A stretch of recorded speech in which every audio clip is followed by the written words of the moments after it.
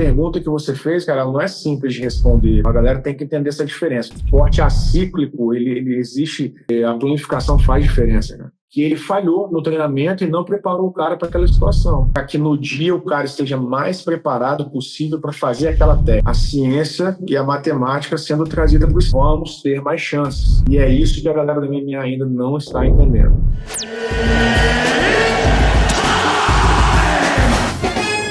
Quando você organiza o treino de alguém, principalmente a galera, por exemplo, o Robocop, que vai disputar o main event do Fight Night, e o adversário, porventura, é um wrestler, você ainda consegue planilhar da forma que você planilha? Cara, na luta agarrada é um pouco mais difícil, mas não porque eu não seja da luta agarrada, porque a luta agarrada ela sempre fica mais no comando, né, dos caras assim que treinam a luta agarrada dos atletas, né? Por exemplo, o Robocop treina aqui, o Cliff, né? O Durinho treina lá. Então já fica mais difícil porque é o trabalho, né, dos coaches de lá também. Essa galera faz trabalho comigo particular.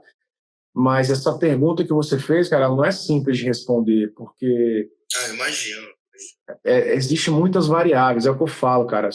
É um esporte acíclico, a galera tem que entender essa diferença. O esporte acíclico, ele existe dezenas, centenas e às vezes 200, 300, 500, 700 variações diferentes por ser um esporte acíclico. Não é como uma corrida, uma natação, um ciclismo que, se você faz a sua prova em 1h30, é um padrão, você vai manter essa 1h30 por anos da sua vida, o que você vai mudar vai ser alguns segundos, alguns minutos, então isso é mais fácil você mapear. Agora, o esporte acíclico é muito complicado, você precisa fazer um estudo uma planificação muito aprofundada. As pessoas precisam entender, cara, na hora de planificar, os princípios do treinamento esportivo. A primeira coisa que eu te falei, fiz a pergunta lá na hora do low kick, qual a altura do adversário? Qual a sua altura? O primeiro princípio do treinamento esportivo é a individualidade biológica. Esse é o primeiro princípio do treinamento esportivo, é a individualidade biológica. É a adaptação, né? Um dos princípios é a adaptação. Como você vai adaptar o treinamento que você quer para cada lutador que você tem. Você tem o princípio da interdependência, volume e intensidade. Então, como eu te dei um exemplo, a luta vai ser daqui a 6 meses. Qual o volume de chutes? Eu quero que você saia nas costas. Eu quero que você pegue as costas e finalize o cara. Qual o volume de pegada de costas que você vai fazer dentro de 6 meses? Volume e intensidade. Como é que você vai trabalhar isso na academia, né, com seus parceiros de treino? Como é que eu aumento a intensidade do treino do atleta? Eu aumento de várias formas. Eu aumento diminuindo o tempo de intervalo. Eu aumento a intensidade colocando um parceiro de treino mais pesado.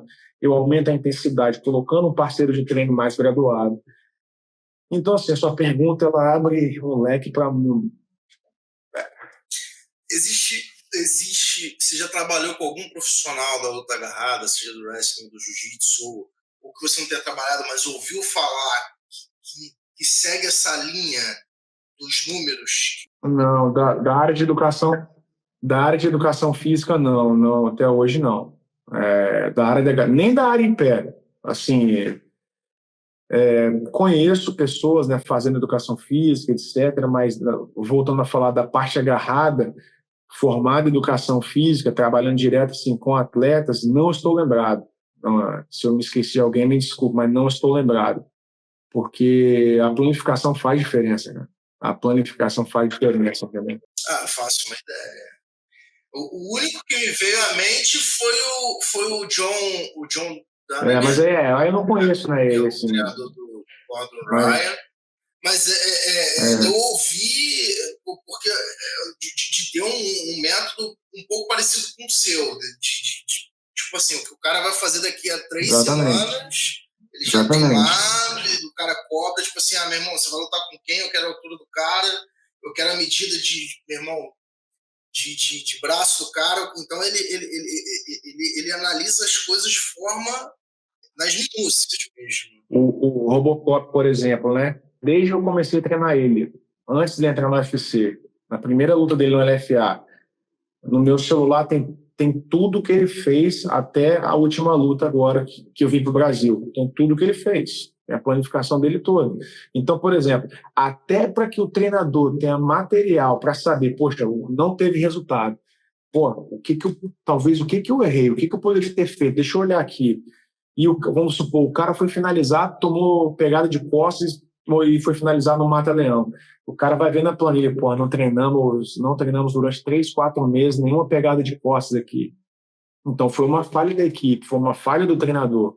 Assim como o treinador quer o crédito quando o cara acerta aquele golpe que ele treinou, o cara quer o crédito, mas ele não quer ter o próprio reconhecimento às vezes, e obviamente ele não vai tornar isso público, que ele falhou no treinamento e não preparou o cara para aquela situação, porque ele podia ter tudo anotado na planificação. Ele pode melhorar aquilo para a próxima, mas se o cara não tem, como é que ele melhora para a próxima? Porque às vezes ele nem identificou o erro, e o erro vai continuar sendo repetido. Então, O José Aldo ele tem o maior percentual de defesa de queda do UFC, 97%, empatado junto com o John Jones, segundo o UFC Stats.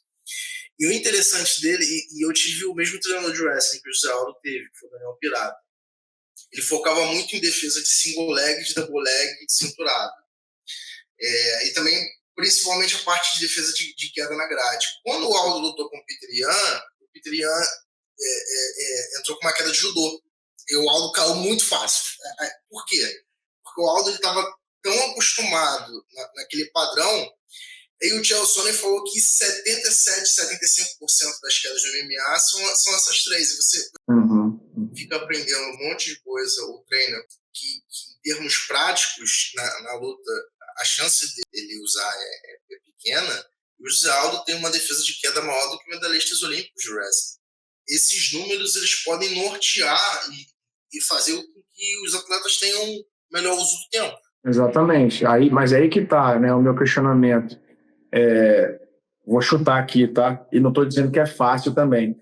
Já que o José Aldo tem, vamos arredondar lá, 95% de defesa de queda. Ou será que alguém desses adversários, de todos esses anos, trabalhou com metodologia, eu digo, soube trabalhar dentro de um camp, algumas fintas? Eu estou sendo bem simplista aqui, tá? Finta queda e entra com um upper de direito no final.